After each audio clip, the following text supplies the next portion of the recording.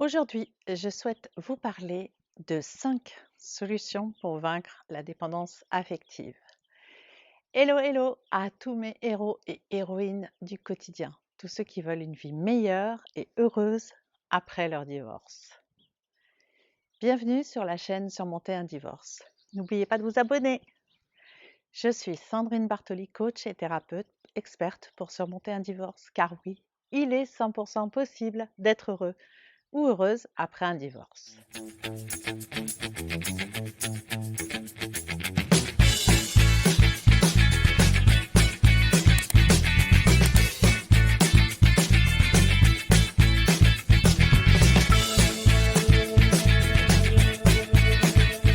Vous n'avez pas le choix aujourd'hui. Vous devez vous libérer de l'emprise qu'a encore votre ex sur vous. Il vous faut vaincre cette dépendance amoureuse pour être heureuse à nouveau. Il vous faut arrêter de souffrir et de vivre toujours dans le manque de l'autre. Voici les 5 solutions. La première, ce qu'il ne faut plus jamais faire. Pour vous permettre de mettre toutes les chances de votre côté, voici tout d'abord ce qu'il ne faut jamais faire si vous voulez vraiment réussir à sortir de la dépendance.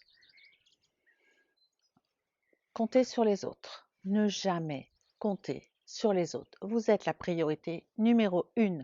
Vous êtes la seule personne qui pourra agir et donner le meilleur de vous-même pour vous libérer de cette emprise et de cette dépendance. Avoir peur. Ne jamais laisser la peur vous envahir. Vous n'êtes pas une mauvaise personne. Vous avez des qualités. C'est juste qu'aujourd'hui, vous êtes envahi par des émotions négatives. Vous vous sentez donc comme paralysé.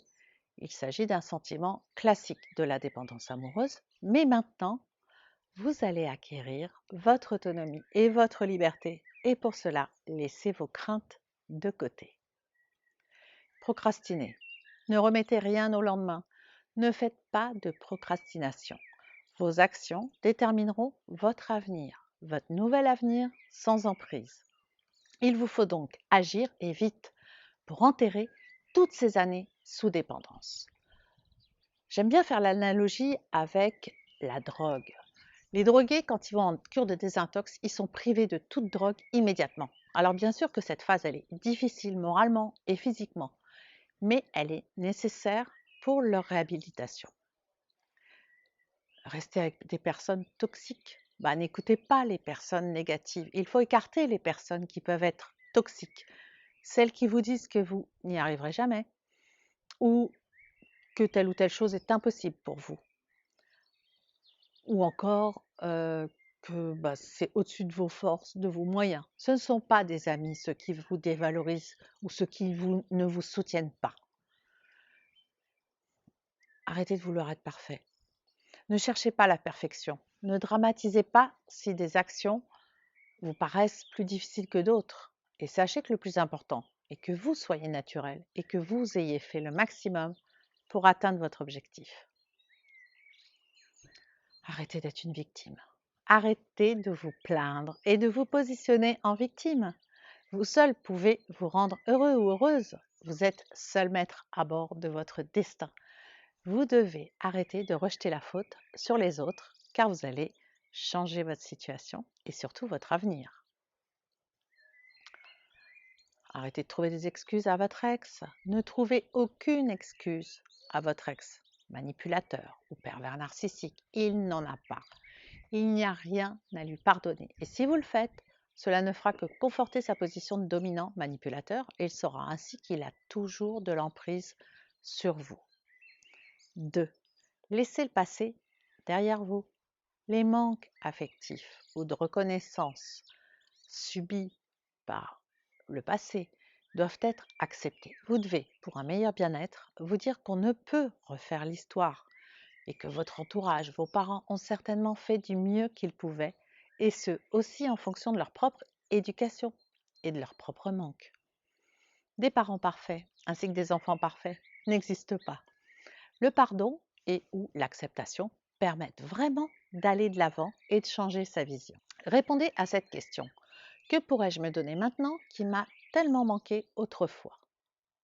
En répondant à cette question, vous êtes en train de construire votre lien le plus important, un lien d'amour envers vous.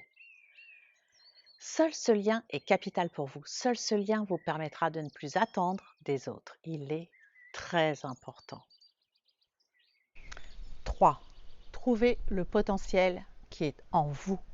Vous avez certainement souvent entendu dire, et finalement vous finissez par le penser, que vous n'étiez pas assez comme ci ou comme ça, que vous n'êtes pas à la hauteur, que vous n'êtes pas assez bien et que vous ne méritez même pas le peu d'amour que l'on vous a donné ou que l'on vous donne. Il ne faut plus être à l'écoute de ces petites voix malsaines et tourmentées. Vous n'avez pas mérité ce que vous vivez et vous valez bien plus que ce que vous croyez. Faites l'exercice suivant. Dressez une liste de toutes vos qualités, tout ce que vous savez faire, tout ce que vous avez réussi dans votre vie. Puisez dans vos souvenirs et chassez en même temps vos pensées négatives. Vous allez trouver en vous et vous allez vous prouver que vous êtes quelqu'un de valeur et que vous avez plein de qualités, de réussite à votre actif et les révéler. Concentrez-vous sur le positif, sur ce qui vous apporte de la joie et du bonheur. Vous avez le potentiel pour. Vous êtes quelqu'un de bien. 4. Prendre les rênes de votre vie. Pour gagner en autonomie et vous libérer de la dépendance amoureuse, vous devez redevenir le capitaine de votre bateau. Vous devez prendre les rênes de votre vie. Maintenant, c'est vous qui décidez. Vous êtes l'acteur ou l'actrice principale de votre vie. Ce qui signifie que toutes les décisions et les choix que vous ferez feront suite à des réflexions sur vous, sur votre bien-être, sur votre bonheur. Vous devez être la priorité numéro 1. Pensez à vous et pas à ce qu'aurait pensé votre ex si vous faisiez telle ou telle chose. Même si par le passé, vous avez pris l'habitude de prendre des décisions en fonction des autres, de votre environnement, réfléchissez sur les contraintes que cela vous a apportées et aussi sur l'effet sur vous. Aujourd'hui, devenez égoïste pour une fois. 5. Apprendre à être heureux ou heureuse seul. Lorsqu'on est dépendant affectif, notre bonheur dépend de notre relation et donc de l'autre ou des autres. Avec le point de rupture de la séparation, vous ne vous sentez pas par conséquent plus du tout heureux ou heureuse et vous ne pouvez concevoir de l'être à nouveau puisqu'il ou elle n'est plus là.